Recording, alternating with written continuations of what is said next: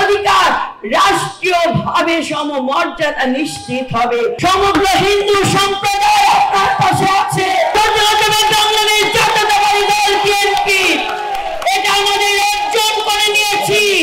আমরা স্বৈরাচার মুক্ত দেশ করেছি তারেক রহমানের নেতৃত্বে, কোন ব্যক্তির নির্দেশনায় নয়।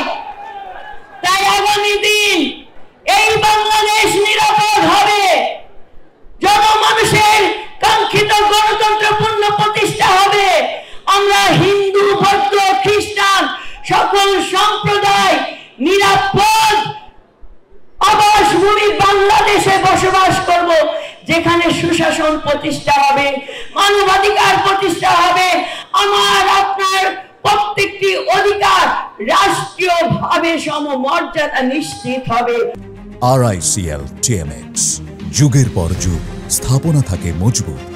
তার জন্য আমাদেরকে ধানের শীষের পক্ষে জনমত গড়ে তুলতে হবে। পাড়ায় পাড়ায় ছুটে যান, স্টেজে চেয়ারের কথা ভুলে যান। যত পথ হাঁটবেন, যত তারেক রহমানের 31 দফা জনগণের কাছে পৌঁছে দেবেন, তখনই বিস্ফোরণ হবে। এইগুলা 12 বছর ভোট দিতে পারে নাই, 15 বছর ভোট দিতে পারে নাই। এই ভোটের অধিকার লড়াইয়ের যুদ্ধের জন্য তারেক রহমানের বাংলাদেশের নেতৃত্ব দিচ্ছেন। ভগবানের কৃপায় দেশনায়ক জনাব তারেক রহমানের নেতৃত্বে স্বৈরাচার মুক্ত দেশ করতে পেরেছি। আগামী দিনে জনগণের রাষ্ট্র জনগণের হাতে ফিরিয়ে দেব। কি ধানের শীষের পক্ষে আছেন না? আপনারা বলেন আছেন না? তারেক রহমানের পক্ষে আছেন না? এক মিনিট, আমি আমার সকল মাদেরকে বলবো, ধানের শীষের পক্ষে আপনারা দাঁড়িয়ে সবাই উলুধ্বনি দেন। এটা হচ্ছে সম্মের প্রতীক, এটা আমাদের জাগরণের প্রতীক, এটাই হচ্ছে বিএনপির শক্তি, এটা হচ্ছে তারেক রহমানের শক্তি, এটাই হচ্ছে দেশনেত্রী বেগম খালেদা জিয়ার আপসীম সংগ্রামের শক্তি।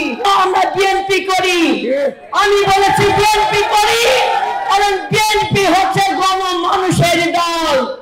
বিএনপি হচ্ছে মানুষের অধিকার প্রতিষ্ঠা সংগ্রামে প্রত্যেকটা ক্রান্তিকালে দাঁড়িয়েছে। আমরা আবার নির্ভয়ে দাঁড়াবো, বাংলাদেশের মানুষের অধিকার পূর্ণ প্রতিষ্ঠা করব। তাই আপনার আজকের এই মহতী অনুষ্ঠানে আমি আমার নেতাকে বলবো, আমরা আপনার পাশে আছি। সমগ্র হিন্দু সম্প্রদায় আপনার পাশে আছে। আপনি আগামী দিনে জনগণের ভোটে নির্বাচিত হয়ে প্রধানমন্ত্রী যখন হবেন, আমার সম্প্রদায়ের সকল সমস্যা সমাধান করবেন এবং যোগ্য সম্মান ন্যায় বিচার যেন প্রতিষ্ঠিত হয়, সেই লক্ষ্যে আপনি আগামীর বাংলাদেশ গড়ে তুলবেন। ধর্ম যার যার, নিরাপত্তা পাওয়ার অধিকার আমাদের সকলের।